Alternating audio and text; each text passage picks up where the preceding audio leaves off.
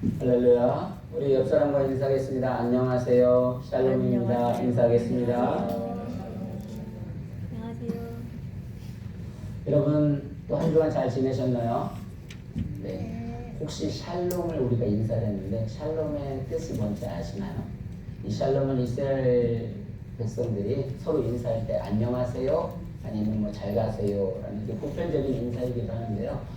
이 샬롬은 신약적인 용어로 찾아보게 되면 5가지의 뜻을 가지고 있더라고요. 그래서 외면적인 사건으로는 어떤 평안을 구하다, 평안 또는 평화를 구하다라는 의미를 가지고 있고요. 내적인 부분에서는 정의, 구조, 아니면 조화를 이루다라는 뜻을 가지고 있어요. 그래서 이것은 그냥 단순한 개념이 아니라 그럼 우리의 마찬가지로 하나님과 나와의 어떤 관계를, 올바른 관계를 의미하기도 하고 또 사람들과 관계를 의미하는 아주 복합적인 그런 개념을 가지고 있습니다. 그래서 그런 샬롬이라는 뜻을 가지고 있는데 다시 한번 우리 옆사람 보면서 죽을 놈이 아니라 샬롬입니다. 그래서 한번 샬롬입니다. 인사하겠습니다. 네, 집사님은 샬롬입니다. 네. 우리가 계속해서 지금 창세기 말씀을 보고 있는데요. 지난번에 우리가 이제 요셉이 이제 형들을 또 다시 만나는 과정인데 이번에는 이제 두 번째를 만나게 되어졌습니다. 근데 이게 두 번째를 만나다 보니까 지금 상황이 어떤 상황이에요? 기근이 심해가지고 버틸 수가 없어요. 먹을 것이 다 떨어졌어요. 근데 이제 거기들의 이제 문제가 뭐냐면 거기에 가서 애굽에 가서 뭐를 해야 돼요? 이제 양식을 구해야 하는 그런 문제가 발생하죠. 그리고 두 번째로는 첫 번째와 다르게 이제 베냐민을까지 데리고 가게 되어 있습니다. 이제 아버지 결국은 허락을 얻어서 베냐민을 가는데 베냐민을 다시 찾아와야 하는 그런 문제를 가지고 있어요. 또 세 번째는 뭐가 있었어요? 거기 누가 지금 잡혀져 있어요? 시몬이 인질로 잡혀져 있어요. 그래서 시몬까지 무사히 끌고 와야 하는 그런 문제가 발생을 했어요. 그러니까 이게 복합적인 요소를 보게 되면 첫 번째보다는 지금은 어떻게 보면 더 어려운 난관적인 상황이에요. 첫 번째는 그냥 양식을 구해오는 한 가지 질문이었지만 지금 이런 세 가지 복잡하고 얽히고 설킨 문제들이 많이 있어요. 우리도 마찬가지죠. 우리들 삶 가운데도 삶을 살다 보면 그냥 한 가지만 어려움이 있으면 좋은데 때로는 어려운 것들이 많아요. 뭐 어떤 일들이 있을까요? 가장 보편적으로 살아가는 거 렌트비 내야죠, 자동차 내야 되죠, 자녀 교육을 해야 되죠, 설교 준비해야죠, 또 짠상 준비해야지, 주부해야 되지. 그러니까 복합적인 요소가 막 하게 되면 이 한 가지만 더 해결이 됐으면 좋겠는데 라는 생각이 들어갈 때가 있을 거예요. 그럼에도 불구하고 이런 복합적인 결과 속에서 이 요셉은 형들은 어떻게 돼요? 그 문제들이 이게 내가 고민한다고 되는 문제는 아닌데 그 문제가 해결이 되어져요. 왜 해결이 되어지죠? 요셉이 은혜를 베풀어 줌으로 말미암아 그 일들이 그냥 한 번에 해결이 되어집니다. 마찬가지죠. 우리들이 어떤 얽히고 설킨 문제들이 우리 삶 가운데 내가 다 풀어갔으면 좋겠지만 전혀 풀릴 것 같지도 않지만 하나님께서 은혜를 주시면 다 풀리게 될 줄 믿습니다. 그래서 하나님께서 저희에게 정말 샬롬의 은혜를 통해서 또 우리의 삶의 여정 가운데 정말 놀라운 은혜의 축복이 있기를 주님의 이름으로 간절히 축원합니다. 오늘 본문 한번 보겠습니다. 43장 15절을 같이 한번 좀 읽어볼게요. 시작. 그 형제들이 예물을 마련하고 갑절의 돈을 자기들의 손에 가지고 베냐민을 데리고 애굽에 내려가서 요셉 앞에 서니라. 이제 그 형제들이 이제 베냐민을 데리고 이제 애굽 앞에 간 거예요. 애굽에 내려갔다 해서 누가 앞에 섰다고요? 요셉 앞에 섰습니다. 그래서 요셉 앞에 섰는데 이 요셉 앞에 섰는데 지금 어떤 상황이겠어요? 사실 얼마나 떨리고 두렵겠어요. 지금 애굽의 총리에서 지금 아직 상황이 이 요셉이 동생인 걸 전혀 모르는 상황이에요. 얼마나 두렵고 떨리는데 요셉 앞에 섰는데 이 16절에서 뭐라고 말을 하나 한번 읽어보겠습니다. 16절 시작. 자기 청지에게 이르되 이 사람들을 집으로 인도해드리고 짐승을 잡고 준비하라. 이 사람들이 정오에 나와 함께 먹을 것이니라. 지금 뭐라냐면 요셉이 자기 이제 청지기에게 말을 하는 거예요. 이 사람들을 집으로 인도해드리고 지금 오늘날로 말하면 청와대 갔는데 국무총리를 만나는 거죠. 근데 국무총리에서 그 국무처에서 업무를 봐야 하는데 그 업무에서 보다가 갑자기 뭐라고 하냐면 청지기에게 이 사람들을 내 집으로 오라는 거예요. 그리고 짐승을 잡고 준비해라. 이 사람들이 정우와 나와 함께 먹을 거야. 정우라는 건 뭐예요? 점심을 함께 먹겠다는 소리겠죠. 오늘날로 말하면. 근데 우리 목사님 한번 생각을 해보세요. 지금 청와대에 끌려갔는데 그때 초청받았다는 것보다 어떤 것 때문에 끌려갔는데 갑자기 사람이 뭐라고 하냐면 자기 집으로, 그러니까 이게 청직에게 말하는 거야. 집으로 가가지고 짐승을 잡고 준비하고, 그러면은 갑자기 와, 그렇지 않은데 이게 청와대에서 업무를 봐야 하는데 집으로 간다고 하면 어떤 생각이 들어갈까요? 우리 강경희 집사님은 어떤 생각이 들어갈 것 같아요? 이거 사람이 이거 어떻게 보면 오늘은 미친 거예요. 왜냐하면 봐봐요. 사람들이 집으로 해서 인도해드리고 짐승을 잡고, 지금 이제 그 청지기가 그 종에게 뭐라는 거야? 짐승을 잡는다. 예를 들어 돼지를 하나 잡는다. 꽉 하면은 이 사람들은 어떤 마음이 들어갈까요? 그 짐승의 소리를 듣고 갑자기 이게 청와대에서 지금 업무를 보다가 갑자기 돼지 잡는 소리가 들려요. 짐승 잡는 막 우는 소리가 들려요. 어떤 소리가 들까요? 그 마음을 18절에 그대로 표현하고 있어요. 같이 있습니다. 시작. 그 사람들이 요셉의 집으로 인도되매 두려워 이르되 전번에 우리 자루에 들어있던 돈의 일로 우리가 끌려드는도다. 이는 우리를 억류하고 달려들어 우리를 잡아 노예로 삼고 우리의 나귀를 뺏으려 함이로다 하고. 이 표현이 그대로 되어졌어요. 그 사람들이 요셉의 집으로 인도가 되니까 어떻게 된 거예요? 두렵다는 거죠. 아까 청와대에서 업무를 여기서도 봐야 하는데 와, 이제 우리 죽었구나. 왜냐면 일반적으로 거기서 했으면 하는데 집으로 일단 끌고 가니까 두려움이 생겼어요. 전반에 우리 자루에 들어있던 돈의 일로 우리가 끌려들는다. 예전에 그 돈 집어 넣어줬는데 그것 때문에 우리 아무래도 눈에 뭐 씌우는 것 같다.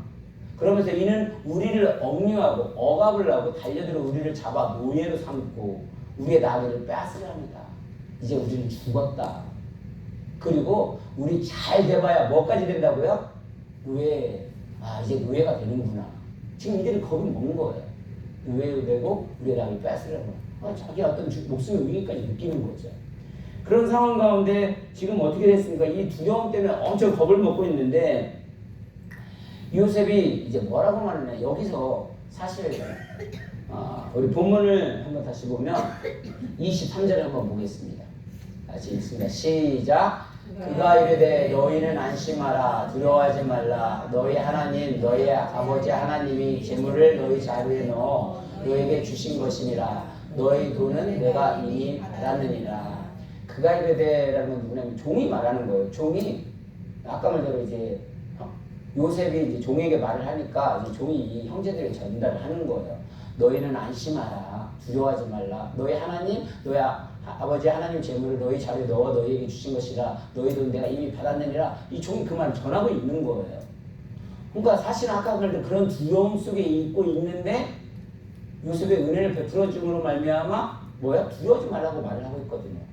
근데 우리들도 마찬가지예요. 우리들도 늘 신앙의 삶을 산다고 하면서 하나님 아버지를 믿는다고 하면서도 아까 말씀드린 대로 뭐예요?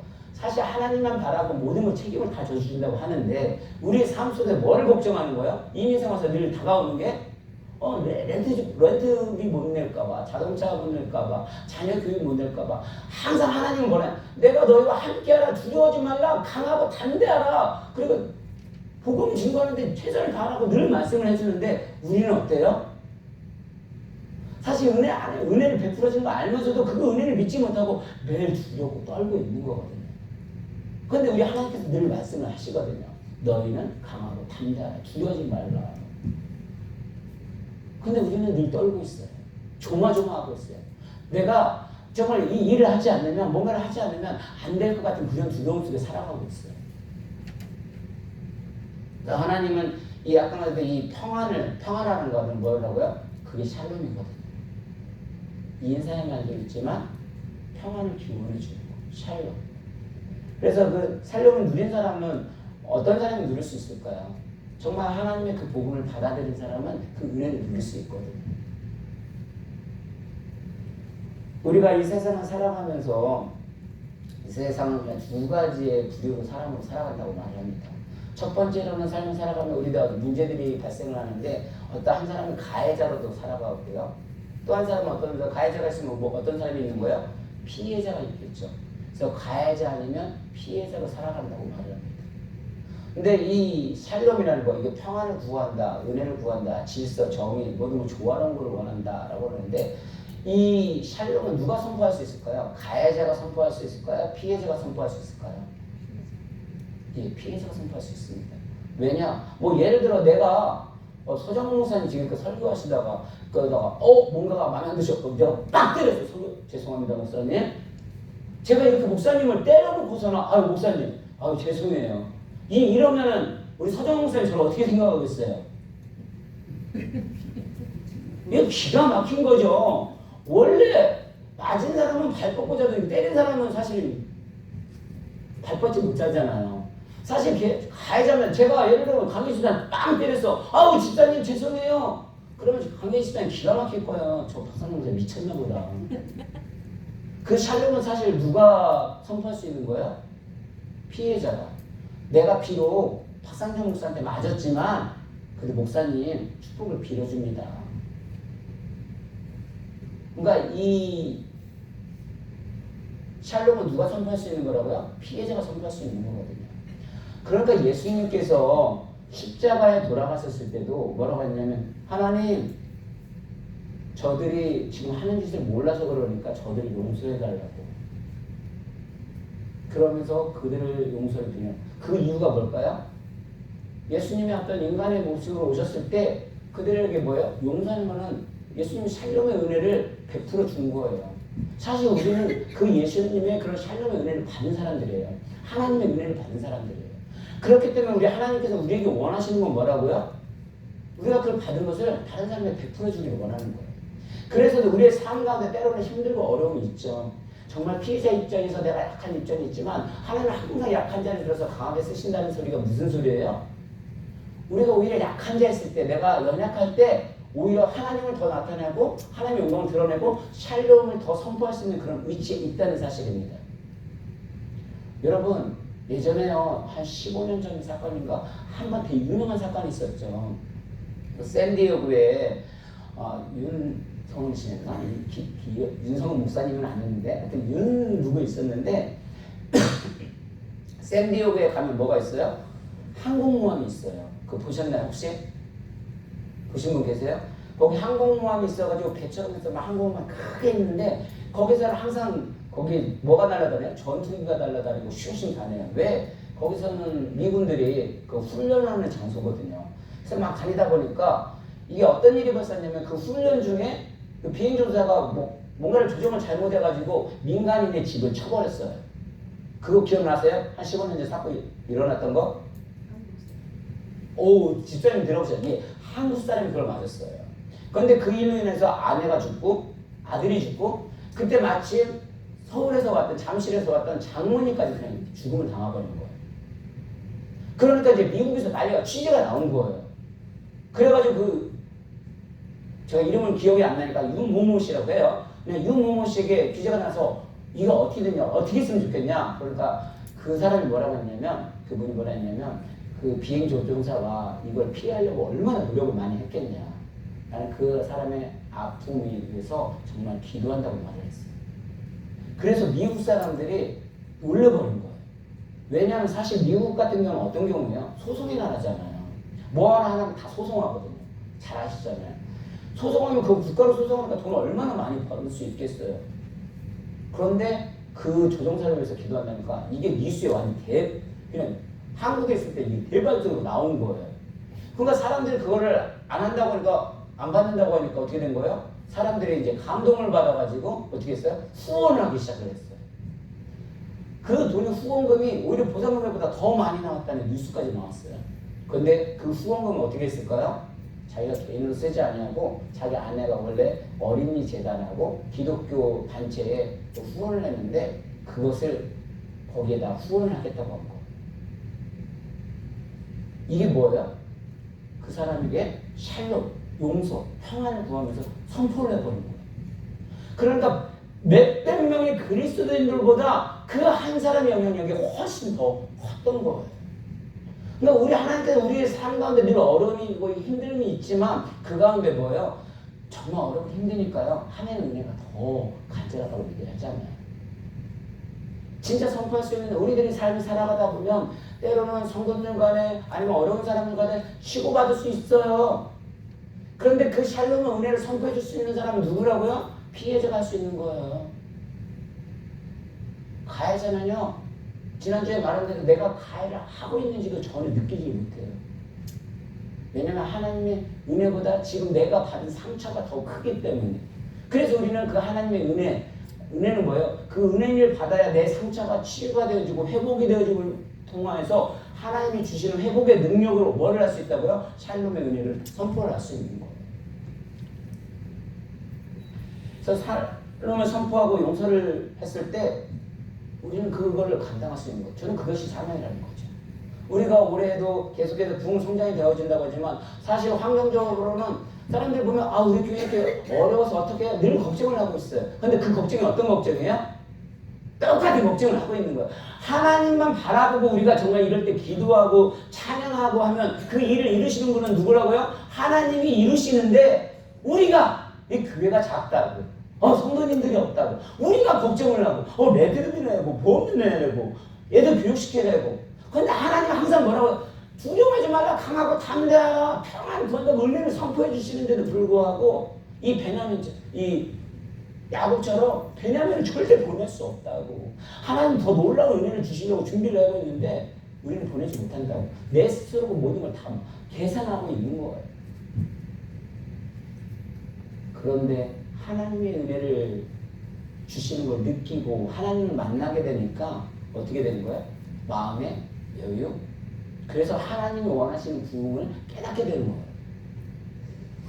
그래서 우리는 그런 샬롬을 선포할 때요. 악한 사람도 변화가 되더라고요.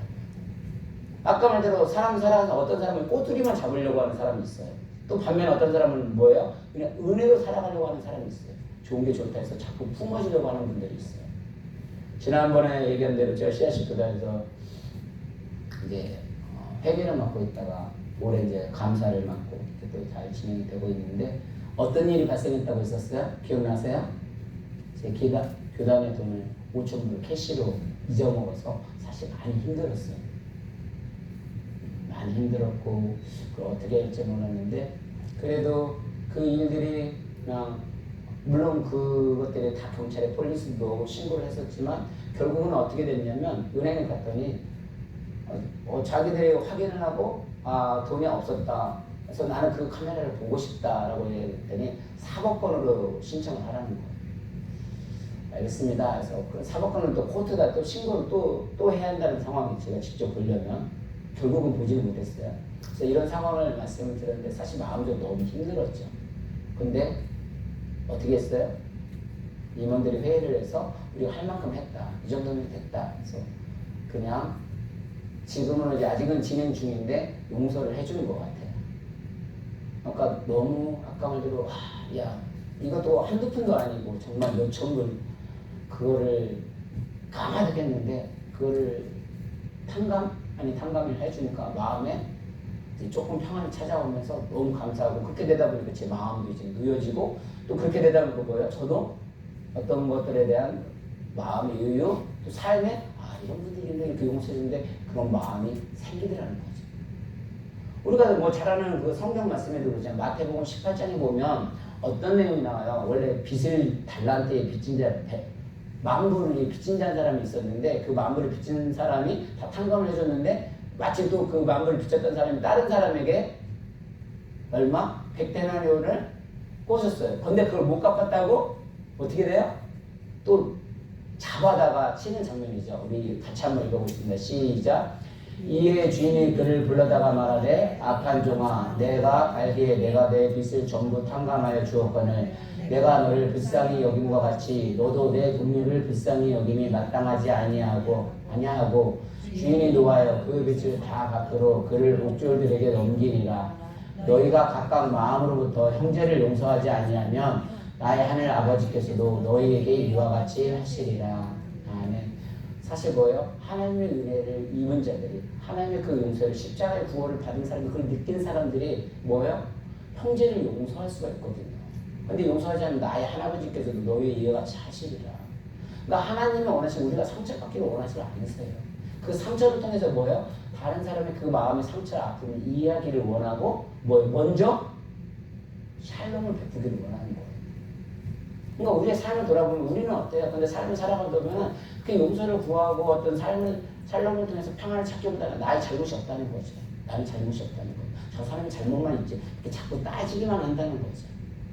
그런데 이 샬롬을 선포할 수 있는 건 옳고 그름을 따지자는 문제가 아니라 뭐예요? 나의 마음에 그 하나님의 은혜가 어루만지고 느꼈을 때 그것을 선포할 때에 협력하여 선을 이룰 수 있고 그것이 함께 울고 함께 웃는 달라서 우리 교회를 만들어갈 수 있다는 거죠. 그래서 우리는 마찬가지예요. 황금률이라는 얘기 들어보셨어요? 내가 다른 사람에게 존귀하게 받고 싶으세요. 대접받는 거 우리는 다 좋아해요. 그렇죠? 예를 들어 성 목사님이 제가 나이가 어리다서 저를 무시한다. 그럼 제가 기분이 좋을까요? 성 목사님 절대 그러신 분은 아니에요. 오해하지 마세요. 성 목사님 제가 너무 감사한 게 아까 말대로 민 목사님이 급하게 한국 가시면서 제가 찬양하고 말씀을 두 개 다 준비해 보니까 너무 힘든 거예요. 그 준비하는 과정보다도 또 그 막상 찬양을 하고 설교를 하려고 하니까 목도 안 되고 너무 힘들더라고요. 우리 성 목사님께 부탁을 드렸는데 성 목사님이 이렇게 알겠습니다. 또 명령을 하시면 순종해야죠. 감사 한번 말씀드리겠습니다. 근데 그 마음이 뭐냐면 목회자의 심정을 아시는 거예요. 이게 얼마나 당신도 해보셨으니까 이게 찬양하고 이거 같이 하는 게 얼마나 어려운지 아시니까 그거 뭐예요? 저한테 베풀어 주시는 거예요. 이게 샬롬이라는 거죠. 그래, 박 목사가 잘했다, 너 혼자 다 해봐. 이러면 저 어떻게 되겠어요? 막 하면서도 이게 목사님이 왜 이러실까 하면서 하면서도 시험 들면 제 얼굴 표정이 힘든 표정이 들으면 성도님 얼굴에 다 드러날 거예요. 제 얼굴은 그대로 드러나잖아요. 근데 이렇게 같이 나와서 협력해서 해주시니까 제가 마음이 기쁜 것처럼 마찬가지입니다. 우리가 협력해서 다른 사람의 그 은혜, 샬롬의 은혜를 베풀었을 때 정말 아름다운 공동체를 이룰 수 있는 거예요.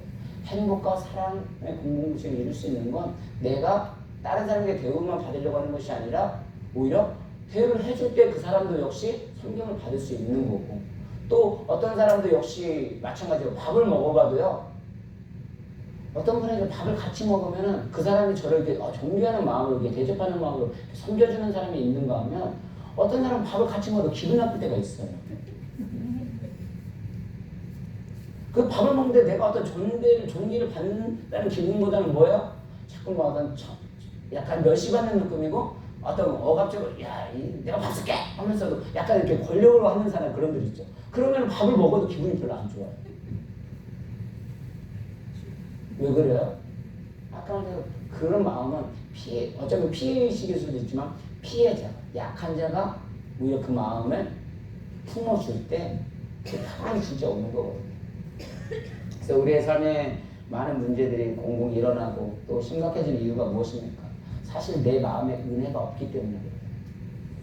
그 많은 은혜를 받았는데도 불구하고 은혜를 베풀고 샬롬의 은혜를 선포할 마음이 없기 때문에 내 마음이 불편한 거예요. 근데 그 하나님의 은혜를 깨닫고 내가 샬롬의 은혜를 다른 사람이 선포할 수 있다면 그때부터 뭐예요? 천국이 시작이 된 거거든요. 오늘 서장 목사님 그렇게 기도하셨잖아요. 하나님 주의 교회가 비록 작다 할지라도 그 안에 예수님이 오심으로 말미암아 하늘의 천국이 이미 내 안에서 시작되신다는 그 말이 너무 와닿는 거죠. 그래서 저와 여러분들은 내 마음에 정말 샬롬의 은혜를 받았다는 것을 기억하셔서 베풀어 줄 수 있기를 원합니다. 요셉을 보시기 바랍니다. 요셉은요 형들한테 지금 은혜를 베풀어 줄 수 있는 상황이 아니에요. 왜냐하면 그가 핍박을 받았어요. 근데 핍박을 받았으면 어떻게 해야 돼요? 지금 핍박을 받았으면 그 위치에서 그냥 눌러버려도 시원찮을 거 하고 지금 어떻게 해요? 짐승을 잡아서 고기를 대접하고 점심을 지금 대접을 하려고 하고 있어요. 그래서 뭐 여기의 과정은 다 설명을 드리지 않겠지만 왜 그렇게 하시는지 아셨죠? 그때 어떤 자기를 돌아볼 수 있는 시간을 주면서 그런 것을 용서해 좀 해줬을 때 이 형들이 어떻게 된다고? 이제 변화가 되기 시작합니다. 그래서 아무리 악한 사람 같아도요, 내가 그런 마음, 정말 존귀하는 마음을 용서하고 베풀어주면 진짜 변화돼요. 그래서 우리가 목회자가 크리스찬의 삶이 그래서 어려운 거예요. 왜? 늘 말씀은 알아. 나까지만 받았어. 근데 뭐예요? 하나님 원하시는 그거 나의 은혜로 받아서 잘 살기를 원하는 게 아니라 그 은혜를 통해 뭐예요? 다른 사람에게 베풀어주는 걸 통해서 하나님의 영광을 드러내길 원하는 거거든요. 그래서 변화되기를 원하는 거거든요. 그럴 때 부흥이 시작되어지더라고요. 그래서 저와 여러분들은 이 말씀을 기억하셔서 오늘도 우리 가정이 정말 회복이 되어지고 교회가 회복이 되어지고 또 나라가 회복되어지는 가운데 또 그 은혜를 붙들고 나아가는 또 하나님의 놀라운 축복의 자녀들이 되기를 주의 이름으로 간절히 축원합니다. 우리 이 시간 함께 기도하겠습니다. 기도할 때 하나님